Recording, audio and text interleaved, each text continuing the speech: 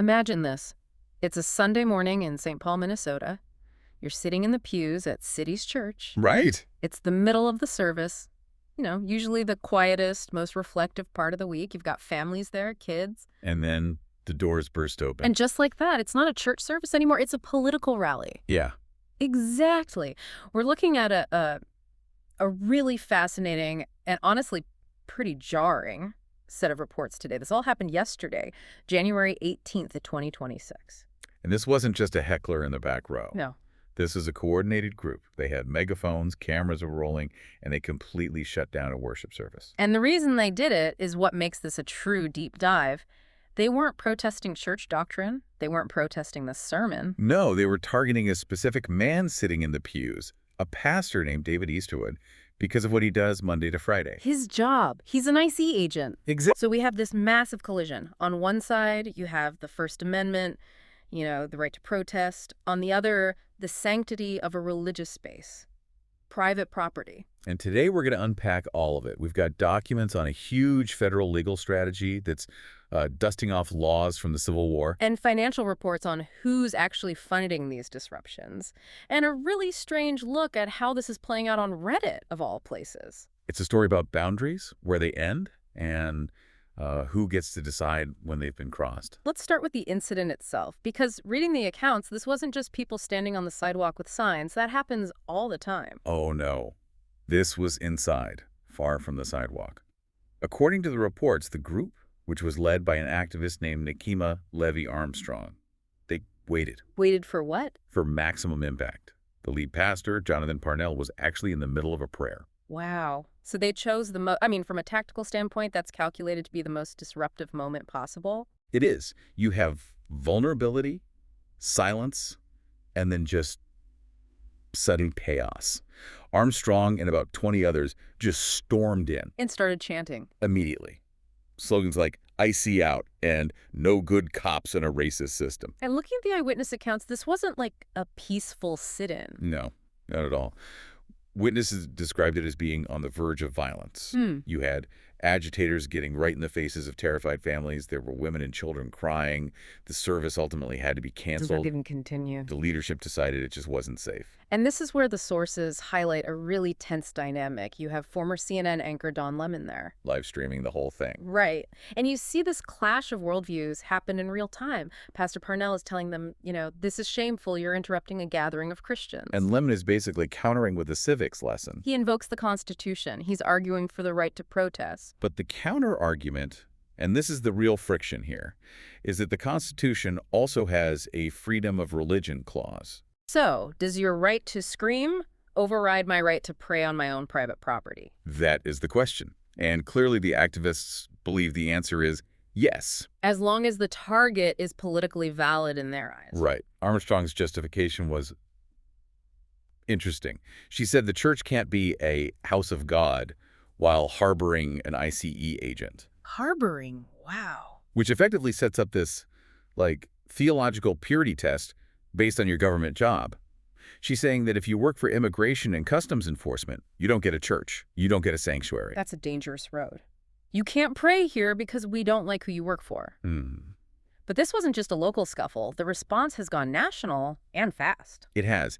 And usually when you have a trespassing issue or a disturbance, the local police handle it. Right. Maybe the county attorney. But in this case, the federal government is stepping in big time. Enter the Department of Justice. Specifically, Assistant Attorney General Harmeet Dhillon. And she's not looking at local statutes. She is looking at federal civil rights violations. Okay, let's look at this legal strategy, because they are throwing around some heavy terms. The first one is the FACE Act. Now, correct me if I'm wrong, but isn't that usually the law used against conservative protesters at abortion clinics? Historically, yes. That's what most people think of. It stands for Freedom of Access to Clinic Entrances. Right. It was designed to stop protesters from physically blocking people from getting into clinics. But, and this is a huge but, the text of the law is actually dual purpose. Dual purpose how? It explicitly forbids using force, threat of force, or physical obstruction to injure, intimidate, or interfere with any person exercising their religious freedom at a place of worship. So it's a shield for both the clinic and the cathedral. Exactly. So the argument is, by blocking the aisles, screaming over the prayer, and forcing the service to cancel, these activists walked right into a federal felony. But Dhillon didn't stop there, and this is the part that really surprised me. She's dusting off a law from the archives that, we almost never see this used. The Ku Klux Klan Act of 1871. This is the aha moment of the legal strategy. But wait, hold on. The KKK Act, that feels... Well, it feels like a stretch, doesn't it? These are anti-ICE protesters, not the Klan. I know, it sounds like a rhetorical flourish, but legally, it's very precise. You have to look at Section 1985(3). It addresses conspiracy to interfere with civil rights. Okay, walk us through that. The law was originally written right after the Civil War.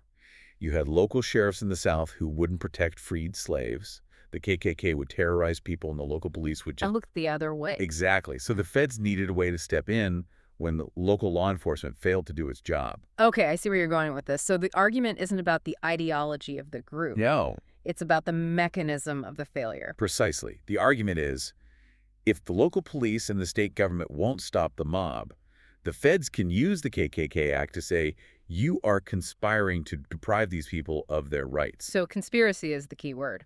It is. If 2 or more people plan to go into that church to strip those citizens of their right to worship, and they do it together, that is a conspiracy under the Act. And the stakes are huge. They are. If you tack on a conspiracy charge under the KKK Act to a FACE Act violation, you are looking at much longer prison sentences. It's a message, basically, a very loud one. It's a restoration of deterrence. The White House, through Press Secretary Caroline Leavitt, is framing this as a stop-it-now measure. They're saying if the state won't protect Christians, the federal government will. Pretty much. But let's back up a second. It's easy to look at a protest like this and think it's just spontaneous anger. 20 people get mad, grab some poster board. And it hit to the church, yeah.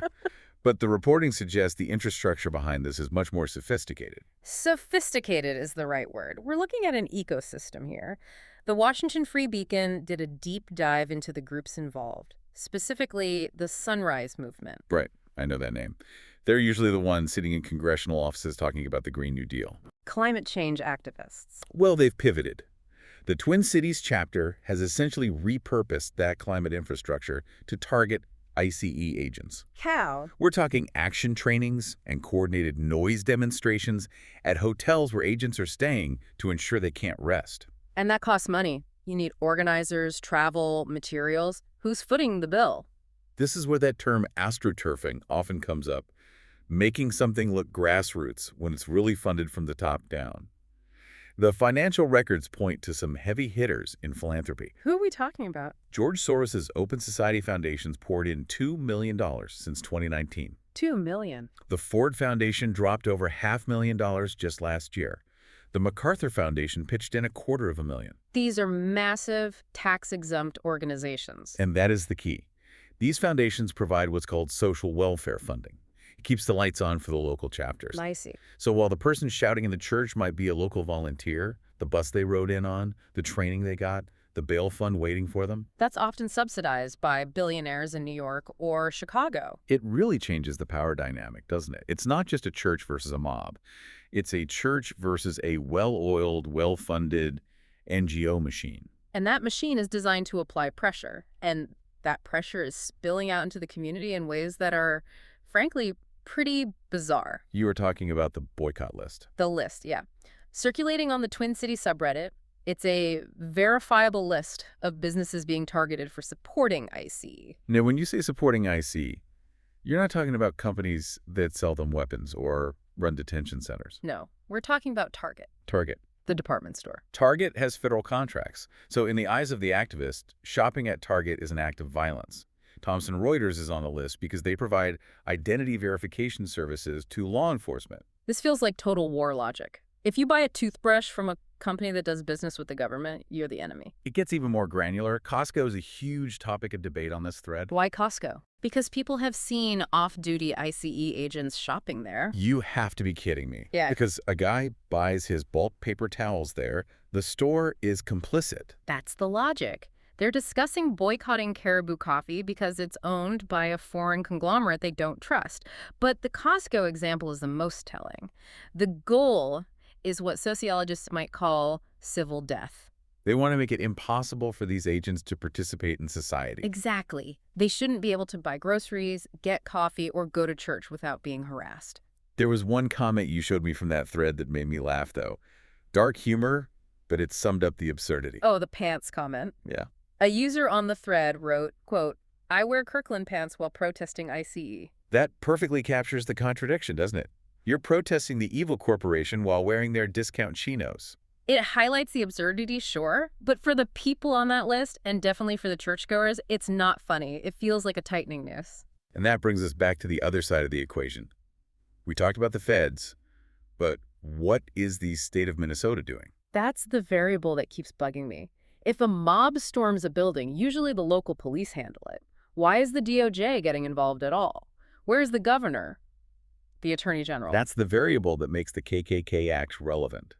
The allegation here is that the state is effectively standing down. Standing down how? Minnesota Attorney General Keith Ellison, instead of condemning the church disruption, actually launched a new initiative targeting the federal agents. Targeting them? How? He released a reporting form on his official website asking citizens to report negative impacts caused by ICE and DHS. So at the exact moment agents are being harassed in their homes and churches, the state's top lawyer is asking for dirt on the agents. Yes. That seems, well, it seems like he's picking a side. But isn't he an elected official? Doesn't he have the right to set policy based on what his voters want? He has discretion on policy, sure. But, and this is a big but, he has ethical obligations as a lawyer. We pulled the Ethics for the Government Lawyer guidelines to look at this. Break that down for us. What does the book say? The fundamental rule is that a government lawyer's client is the people. All of them. Not just the ones who voted for you? Not just the ones who agree with your political party.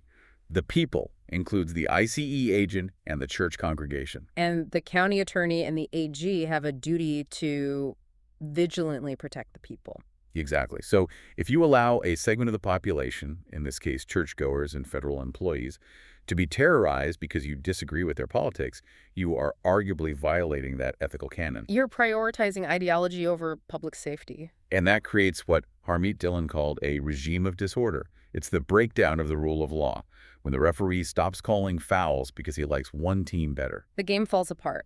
And AG Dhillon was pretty specific about who she blamed for this. She was. She called out Governor Walz, Mayor Frey, and AG Ellison by name. She said their refusal to enforce state laws is what created the vacuum that the feds now have to fill. It's a heavy realization. We've gone from a terrified congregation in St. Paul to the halls of the DOJ dusting off laws from the 1800s. To billionaire foundations funding the noise, all the way down to local officials who seem to be just sitting on their hands. It really connects the dots. This isn't just about one Sunday service. It's about whether the rule of law applies equally to everyone, or if it depends on who you voted for or where you work. It's a stress test for the entire system. It certainly is. And as we watch this investigation unfold, as we see if those KKK Act charges actually stick, that's the thing to keep your eye on. This will determine if there are consequences for bringing the mob into the sanctuary. We'll be watching it closely. Before we sign off, I want to leave you with a final thought to mull over. We've talked about the law, the money, the politics, but think about this. If a mob can shut down a church service because they don't like a congregant's job, and the local government sets up a hotline to complain about that congregant instead of the mob, does the First Amendment still exist in Minnesota? That is the question. Thanks for listening to The Deep Dive. Stay curious and stay safe out there.